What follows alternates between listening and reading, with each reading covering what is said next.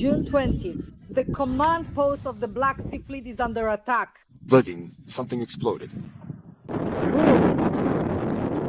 Bada boom.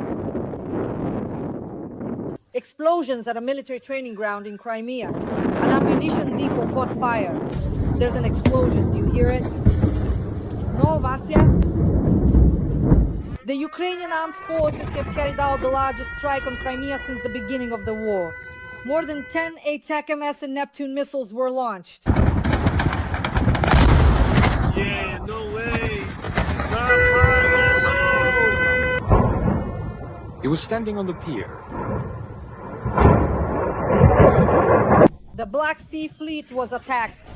Strikes targeted air defense bases and airfields in Yevpatoria, the Safety District, and near Simferopol. 2 S-400 systems, an S-300, and 1 Pantsir were damaged. Did it fly over? No. Targets: air defense, airfields, and radar stations. Crimea trembled from the explosions. The armed forces of Ukraine are preparing the peninsula for the occupation.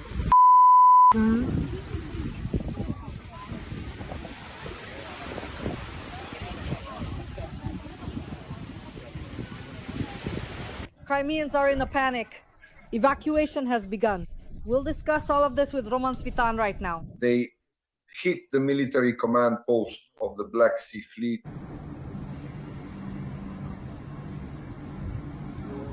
Breaking news, friends! June 20th and the command post of the Black Sea Fleet is under attack.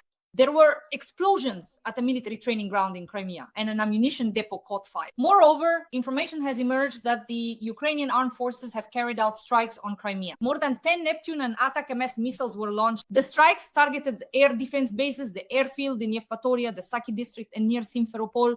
According to media reports, 2 S-400 systems, 1 S-300, and 1 Pantsir were damaged.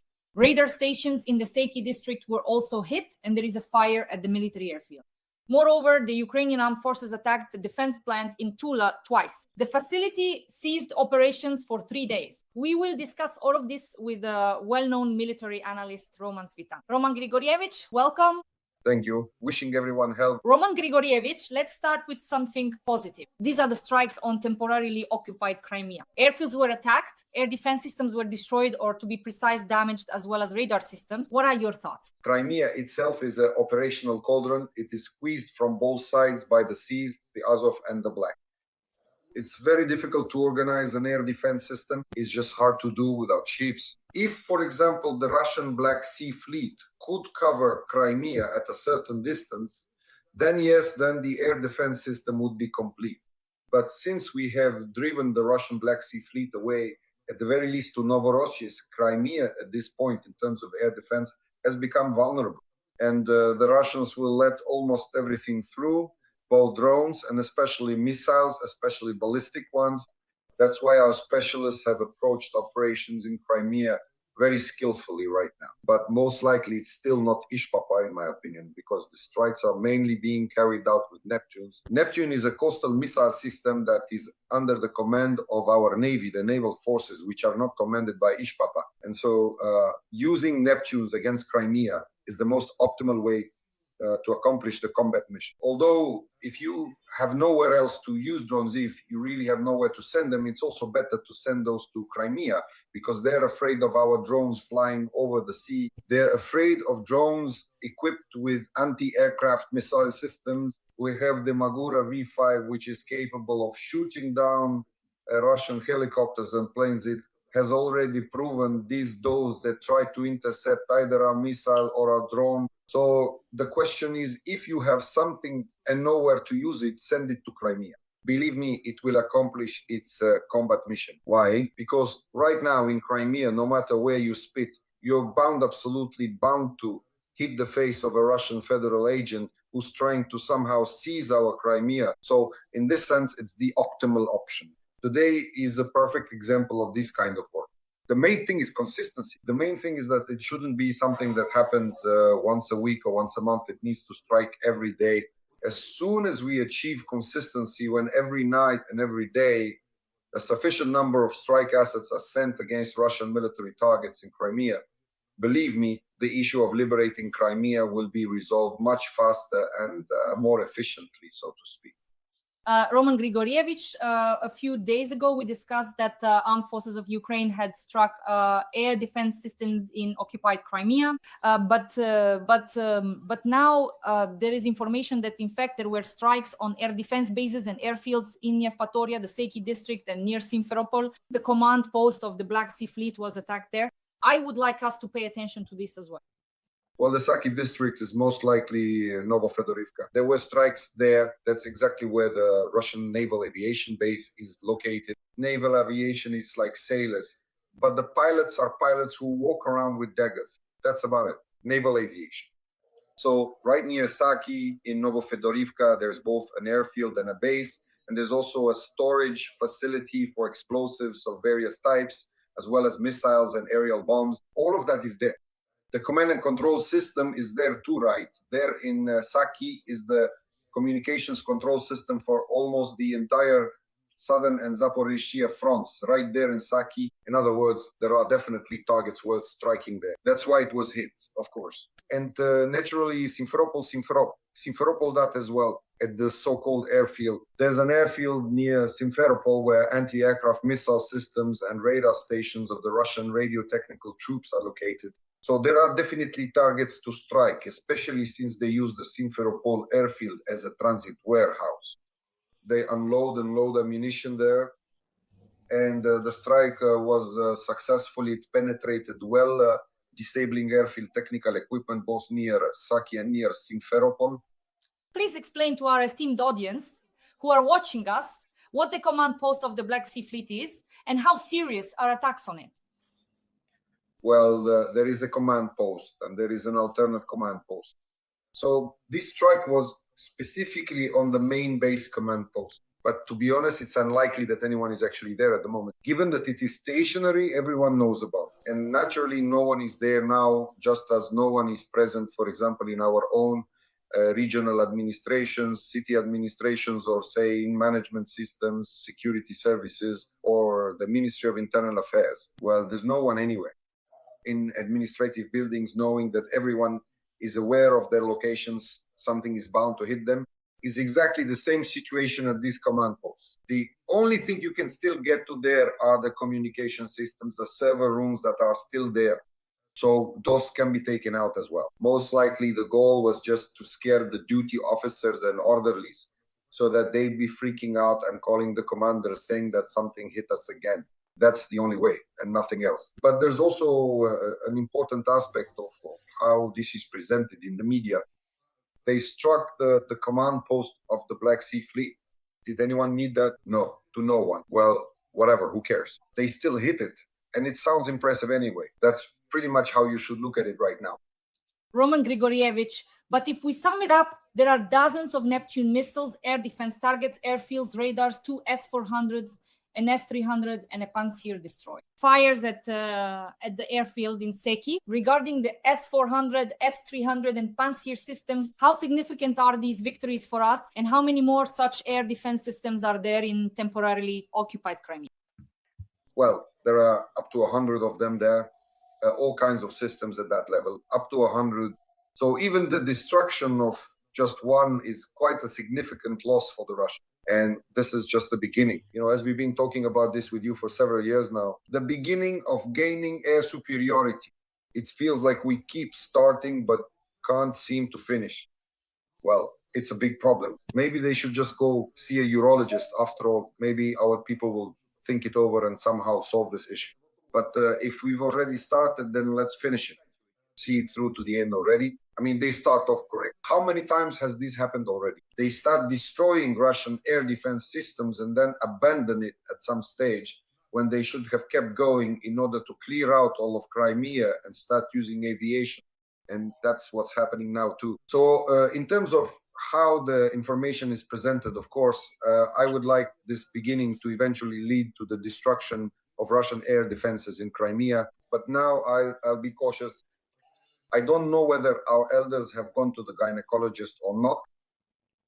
Roman Grigorievich, when we discuss the bridges in temporarily occupied Crimea, you always say that the Kerch Bridge is not the most important bridge that needs to be destroyed. A number of other bridges, including some specific ones, need to be destroyed or at least severely damaged. Let's talk about that. Well, first of all, how many bridges are there in Crimea? In reality, there are about 10. Well, off the top of my head, there's the Kerch Bridge, but the Kerch Bridge isn't just one bridge. There are at least 2 highway lanes and 1 railway line. Plus, there's also an energy bridge running through there. That is, electricity is transferred from Taman to Crimea. There's also a fuel bridge there and a so-called product pipeline. They pump diesel into Crimea. There's also a water bridge. They pump water through it as well, just so everyone understands. So that's already at least several bridges. Next to it is the ferry bridge. So by bridge, I mean the system connecting to Crimea, ferries that shuttle between the docks on the left and right banks of the Kerch Strait. So that's the main thing if we're looking specifically at the Kerch direction. Plus, there's the so-called sea bridge, meaning, of course, Russian ships, mainly ships like the large landing ships, which can be used as ferries. They can carry up to 500 tons at a time. So they can transport a lot of things. In addition to that, of course, there are escort vessels. So this is the sea bridge that needs to be sunk. The air bridge itself consists mainly of Il-76, mostly the 12th series and 12th Il-76, which can also transport quite a large amount of cargo. And now, of course, there's also the land corridor. So now there's a railway from Rostov almost all the way through the Mius Bay, through Kalmius. And basically, the railroad goes almost to Melitopol. And as for the highway, of course, they've already laid a 4-lane road from Donetsk to Jankoy, and you can practically get from Rostov to Jankoy on a proper road. That's why there are currently a lot of bridges that still need a lot of work. But of course, you have to start with the Kerch Bridge again. Start with it for what? To finish things the right way. They won't be sent to the urologist anymore. I don't even know what to do with them now, where to send them. They need to be sent to the gynecologist. Roman Grigorievich, you always say that there are 2 most protected air defense and missile defense sites. In occupied Crimea, it's the Kerch Bridge, and in the capital of modern Moscow. Accordingly, a certain special operation needs to be carried out, like we did with Spiderweb, so that we can inflict maximum damage on the Kerch Bridge. Well, that's not quite right. That's not the case right now. The thing is, both the Kerch Bridge and Moscow are protected by air defense systems that defend themselves. That is, the long-range systems are protected. Long-range ones are covered by medium range. Medium range are covered by short range. And the short range are protected by the same mobile groups and anti-aircraft guns. So the density of air defense there is quite powerful. At the moment, it can only be breached in one way. Either with some kind of creativity, like we saw when the security service pulled it off 3 times, but that's creative. It requires preparation, sometimes for months or even years. So it takes a long time. The optimal way to break through the air defense is with ballistic missiles. Look at the Israeli air defense. Its density is just as high, if not even greater, than that of Moscow or Kerch. But even the Iranian ballistic missiles, which are basically cobbled together, so to speak, still manage to get through. Why is that? Because some of the ballistic missiles will inevitably get through. You can never shoot down all of them. You can shoot down all the drones, definitely. You can even shoot down all the cruise missiles, aerial targets, all the planes, if the air defense density is high enough. But as for ballistic missiles, especially so-called quasi-ballistic ones, these are ballistic missiles that follow a so-called maneuvering trajectory, which makes it very difficult to calculate the interception point. You can use all your anti-missiles and still fail to hit the ballistic missile. That's exactly how the Kerch Bridge should be taken out, with ballistic missiles. As soon as we have ballistic missiles, they should be sent to the Kerch Bridge and to Moscow. No matter how well they are protected, those missiles will get through. Every voice matters. Join our community, support independent journalism and help us bring you the truth from Ukraine. Become a member of Ukraine Today. Join us now. Roman Grigorievich. So we always talk about Novorossiysk and about the fact that now, as I read all the military analysts, they write that very often missile carriers are being deployed into the Black Sea accordingly by the Russian Federation. And they use all of this for massive missile strikes on the territory of Ukraine on a constant basis. How can Ukraine today inflict the maximum possible damage on the Black Sea Fleet, which, as I understand it, is now hiding in Novorossiysk, so that the missile carriers do not go out into the Black Sea and, pardon me, terrorize our beloved country? Well, what would I do, for example? I would immediately arrest all those officials who ensured the safety of Russian hydrocarbons after all. We're not striking Russian oil refineries or the Russian Black Sea fleet. They were the ones who ensured their safety. Sailing or floating, the Russian fleet floats. And that's intentional. For those who understand, the normal fleet sail, but the Russian fleet floats. So the floating of the Russian fleet is guaranteed. The safety in the eastern part of the Black Sea is ensured by our green officials who set this up 3 months ago with the Saudis, proposing this kind of interesting security arrangement. And what is the Russian Black Sea fleet doing? They're feeling pretty comfortable near Novorossiysk. And when they need to fire off some caliber missiles, they go out to sea, launch them, and then come back. Why? Because the safety of the Russian Black Sea fleet's operations and presence in the eastern part of the Black Sea has been ensured. But what really needs to be done, they need to be destroyed. That's what needs to be done. But the real issue is these obligations. I wonder, to whom did they make such commitments not to strike the Black Sea fleet and not to destroy Russian oil refineries? Definitely not to the Russians, believe me. Why? Because the Russians had no problem burning down our Kremenchuk. They finished off our Kremenchuk oil refinery. We saw this recently in Poltava. Well, in the Poltava region, Kremenchuk, they completely wiped out the oil refinery. So that means their agreement isn't with the Russians. With whom then? So to whom did our leadership make a commitment not to destroy the Russian fleet in Novorossiysk and not to destroy Russian oil refineries? To aliens or something? I mean, who exactly? So if the Russians don't know about this, that's a very interesting question. Because otherwise, we would have already attacked the Black Sea fleet as well. Roman Grigorievich, here is the latest information regarding the oil refinery. I'd like to share it with you. There were explosions in Voronezh, Russia on June 20. Russians are reporting a drone attack on the oil refinery. Drones attacked the oil refinery in the Levoberezhny district of the city. Local residents report a huge number of explosions, but the governor, of course, confirmed the attack. So in other words, we are striking oil refineries. There you have it, Voronezh.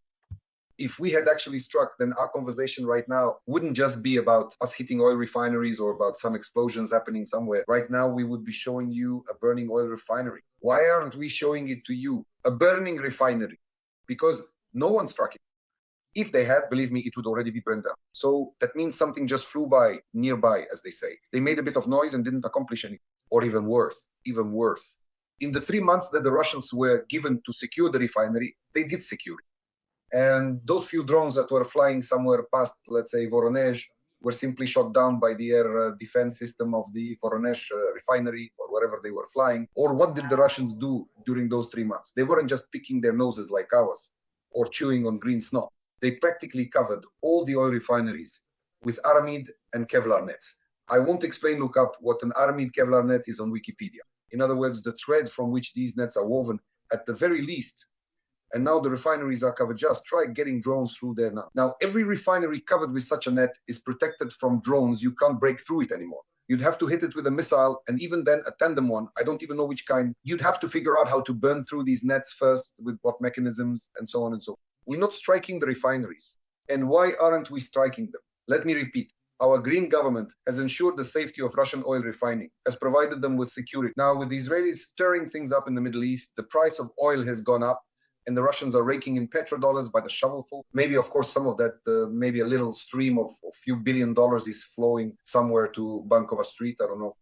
But most likely, because otherwise there's just no explanation for why we haven't destroyed Russian oil refining for 3 months.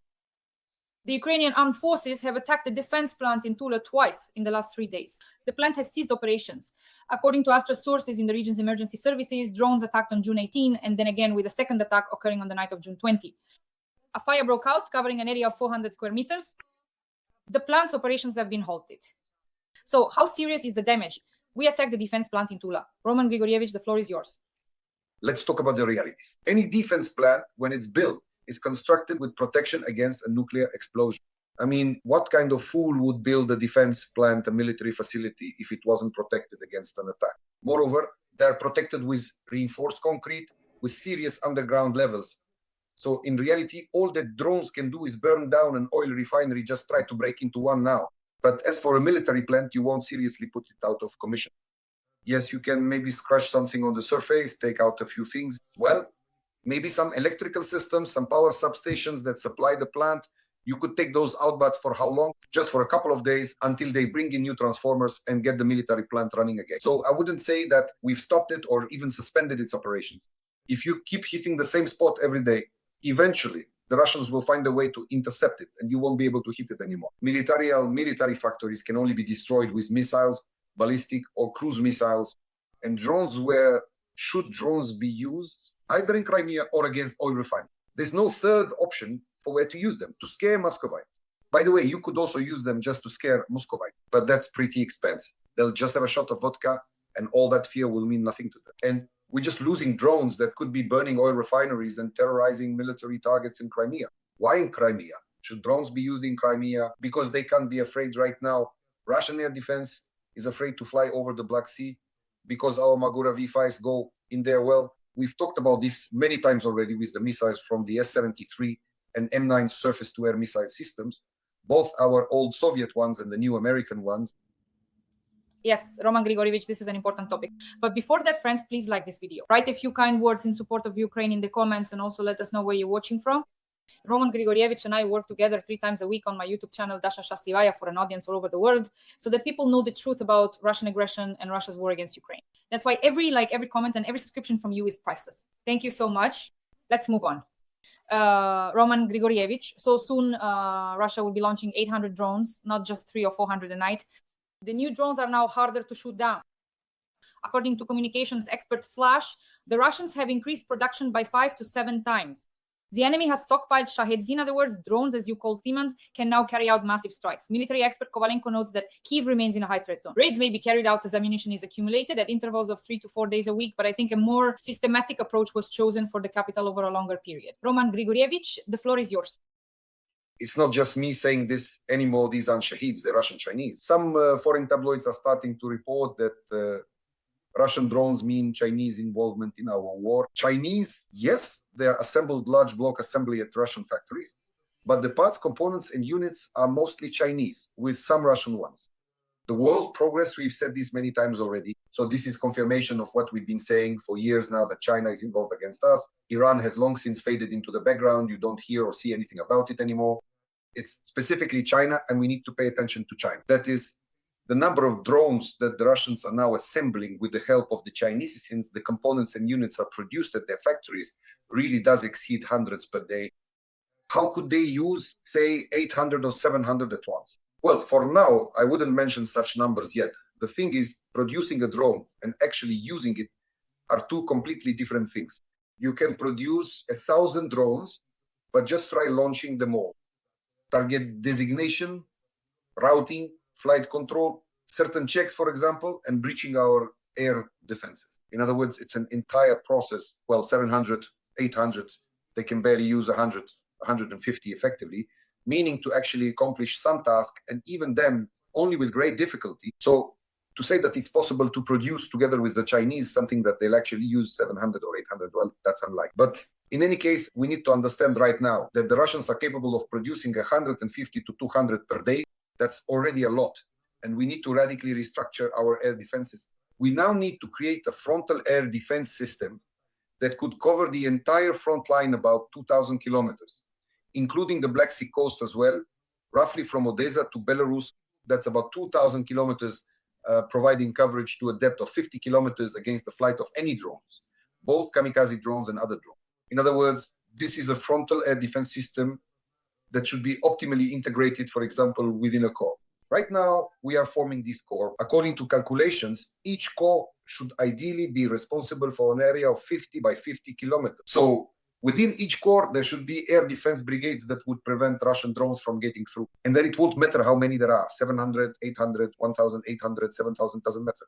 That is, the frontal air defense should shoot down all the drones trying to enter our territory, and whatever manages to get through should be taken out by surface-to-air missile systems and aviation inside the country.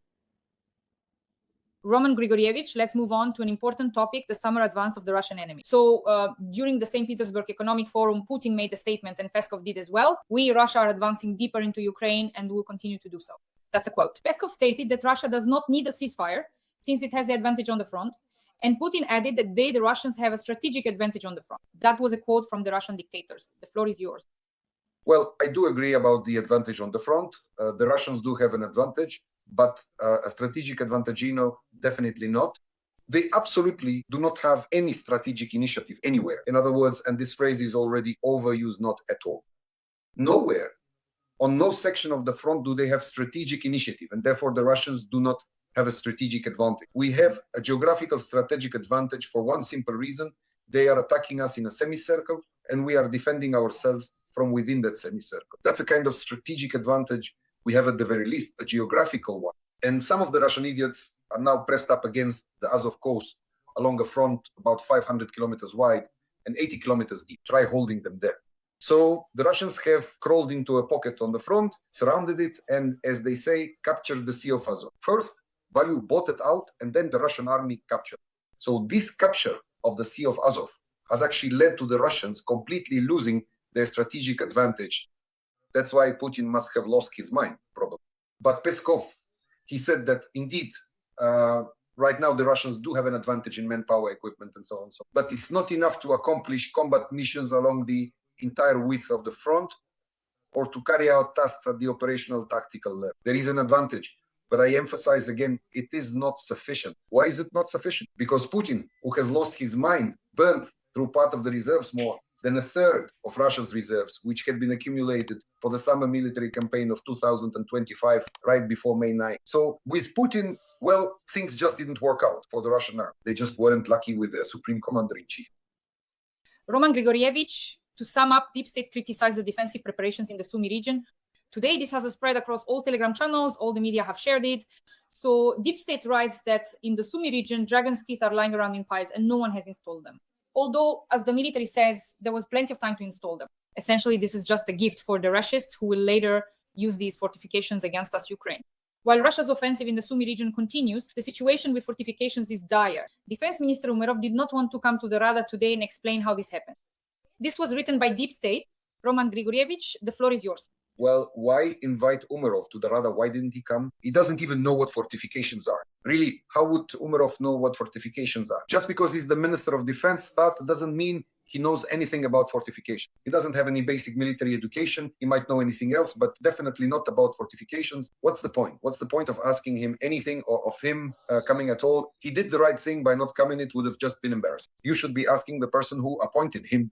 So go ask whoever appointed him what idiot thought it was a good idea to make Umerov the Minister of Defense. That's the real problem. And as for the issue of, say, fortifications, well, I fundamentally disagree. Just because dragon's teeth are lying around somewhere doesn't mean we don't have fortifications. It only means that somewhere there are dragon's teeth lying around for which Ukrainian taxpayers' money was spent. But that doesn't exactly mean that we don't have fortification. These are two completely different things. In other words, we need to find out whose teeth those are, which dragon they belong to at the very least, find that dragon and cut something off so it becomes a dragoness. But that's a different issue. That's a question for our law enforcement agencies. Roman Grigorievich, what is the current situation in the Sumy region? To wrap up our conversation today, this is very important. The situation is the same as in Kharkiv region, in Vovchansk and in Liptsy. In other words, the Russians have run up against a certain defensive system and we are holding them there now. It will be the same as we've been saying about Vovchansk for a year. Where are the Russians in Vovchansk? And today, where are the Russians in Vovchansk? And where will they be tomorrow? Yes, in Vovchansk. It's exactly the same picture here. Where they were near Yunakivka yesterday, they are there today, and tomorrow they'll be somewhere near Yunakivka as well. Just like with Vovchansk and Liptsy, that's how we'll talk about part of this bridgehead too. Nothing more than that. Yes, I just read that the military public page published photos of construction materials in the Yunakivka area right near the border with Russia. They are also discussing there that according to Deep State, there are some questions regarding the fortifications. Dear audience, please like this video. Write a few kind words in support of Ukraine in the comments, as well as where you're watching from. Let us know where you're watching us from. Do you agree with the situation overall? What do you think? This is very important. I read every one of your comments. And of course, please support us with a like and a subscription, because the more likes, subscriptions, and comments, the more people will see this video. Roman Grigorievich and I go live 3 times a week, Monday, Wednesday, and Friday on my YouTube channel. Roman Grigorievich, thank you. And as always, see you next week. Goodbye.